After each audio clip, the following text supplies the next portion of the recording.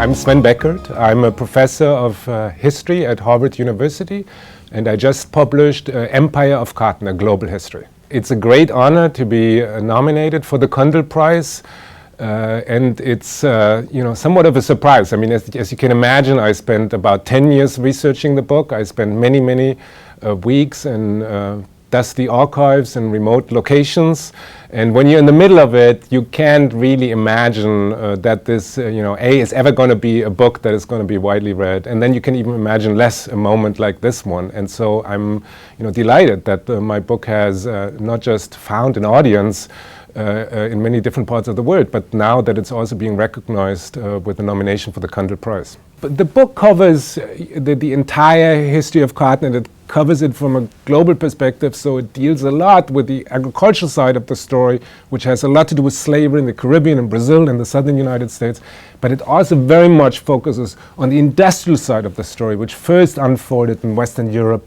in England and France, and then the northern United States, but eventually also in places like India, Brazil, Mexico, and elsewhere. And it does talk a fair amount about the difficult working conditions, not just on the slave plantations, but also in the manufacturing enterprises, in the industrializing parts of the world. And that's a story that in some ways it doesn't continue in this particular way in Western Europe or in New England, because that industry almost disappears.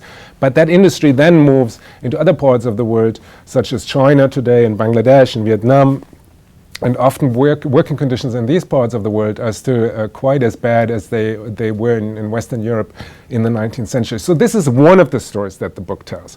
But then the book also tells the story of the tremendous increase in human productivity that was at the core of the Industrial Revolution. And so we have both. We have a world which is characterized by great injustices, by great violence, by a great degree of coercion, but we also have that world of ever-increasing productivity that, again, is at the root of our contemporary relative prosperity in many parts of the world. But of course, the history of global capitalism is more than just the history of cotton. And so the project I'm engaged in now is to write just that global history of capitalism that goes beyond just the history of cotton.